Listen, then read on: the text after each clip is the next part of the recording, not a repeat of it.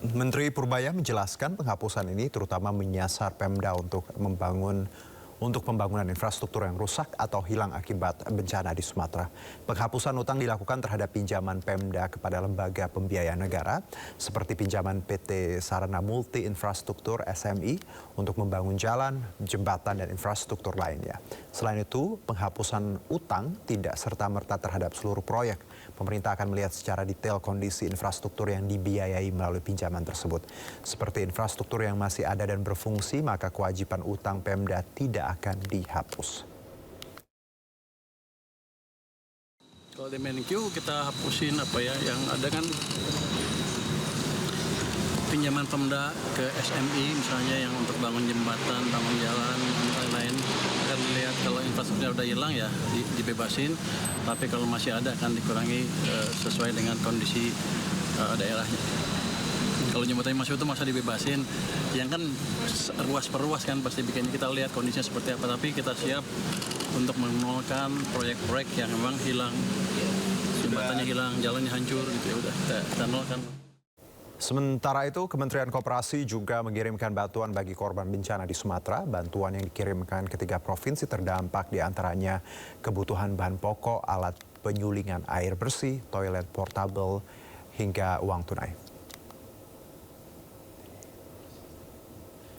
Kementerian Koperasi bersama Gerakan Koperasi Peduli Bencana melakukan penggalangan bantuan bagi korban bencana di Sumatera.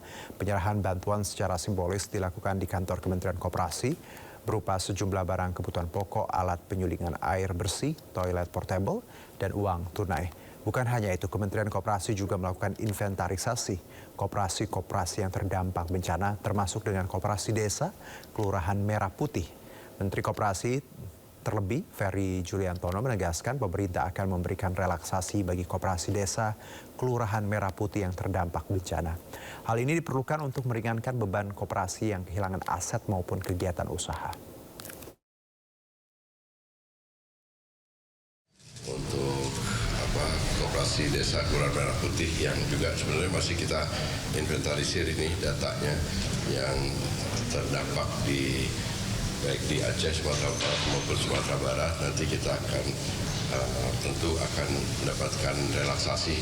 Kemarin dalam rapat kabinet juga disampaikan seperti itu. Bukan hanya untuk koperasi tapi juga pelaku UMKM.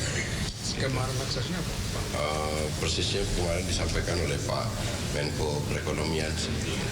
Tapi kalau dari kami sedang menginventarisir koperasi desa dan kelurahan yang ada di 3 daerah. Guna meringankan beban warga terdampak bencana Sumatera, para juara SEA Games dari cabang atletik ikut serta dengan cara yang unik. Peraih emas maraton Roby Sianturi dan Odekta Naibaho melelang jersey mereka saat meraih emas untuk disalurkan kepada para korban.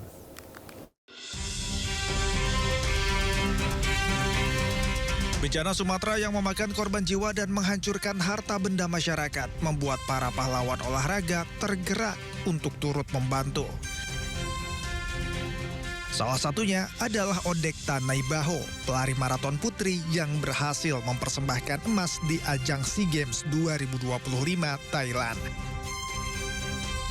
Odekta melelang jersey yang digunakan saat dirinya dalam perjuangan merebut emas dengan mengumumkannya di akun media sosialnya. Atlet kelahiran Dairi, Sumatera Utara itu menegaskan dedikasinya untuk saudara-saudara di tanah air yang terdampak bencana alam Sumatera, termasuk medali emas yang diraihnya. Odekta berjanji akan menyalurkan hasil lelang untuk membantu rumah bagi keluarga Mak Krisman, seorang warga Sibolga yang mempunyai 5 orang anak dan terdampak bencana. Rekan satu tim Odekta, Roby Sianturi, juga ikut melelang jersey miliknya. Lewat akun medsosnya, atlet asal Belitung itu menyatakan ingin berkontribusi bagi korban bencana di Sumatera. Roby pun menulis, "Bismillah, lelang untuk Sumatera, dari rakyat untuk rakyat." Para atlet ini menunjukkan jiwa pahlawan tak hanya ditunjukkan lewat perjuangan di lintasan, namun juga lewat aksi kemanusiaan.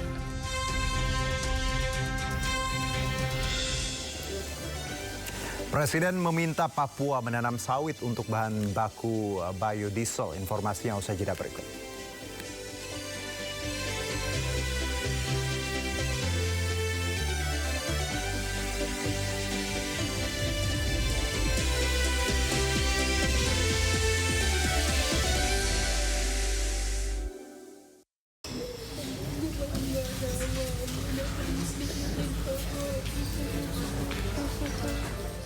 Perwakilan keluarga histeris saat menerima sertifikat kematian anggota keluarganya yang berhasil diidentifikasi dari tim DVI Polda Sumbar. Sebanyak 6 dari total 34 jenazah korban banjir bandang di Provinsi Sumatera Barat yang sebelumnya dimakamkan tanpa identitas berhasil dikenali dan dijemput oleh pihak keluarga. Penjemputan dilakukan setelah Markas Besar Polri melalui tim DVI Sumatera Barat mengeluarkan hasil pemeriksaan DNA yang menyatakan adanya kecocokan antara data antemortem dan postmortem. Rencananya 2 jenazah akan langsung dimakamkan kembali di Kabupaten Solok dan 1 jenazah lagi dimakamkan di Pasaman Barat. Dari Padang, Sumatera Barat, Budi Sunandar, iNews melaporkan. Terkait penyebab bencana Sumatera, izin operasional 22 perusahaan dicabut. Kapolri Jenderal Listio Sigit Prabowo menyebut telah menaikkan status salah satu perusahaan ke tahap penyidikan dalam kasus dugaan pembalakan liar. Pembalakan liar akan kita tertibkan, sudah kita mulai tertibkan ya. Usai Presiden Prabowo Subianto perintahkan tindak tegas pelaku pembalakan liar, Kapolri Jenderal Listio Sigit Prabowo mengatakan telah menaikkan 1 korporasi ke tahap penyidikan dalam kasus pembalakan liar. Menurut Kapolri, saat ini pemeriksaan di lapangan masih berlanjut. Terkait dengan tindak lanjut sesuai arahan Presiden pendalaman terkait pembalakan, saat ini kita sudah menaikkan sidik 1 korporasi dan kita sedang mendalami proses yang lain. Kemungkinan ada 2 lagi yang akan kita naikkan. Nanti secara bertahap kita akan terus bekerjasama dengan Kementerian Kehutanan. Namun yang jelas pemeriksaan di lapangan saat ini terus berlanjut.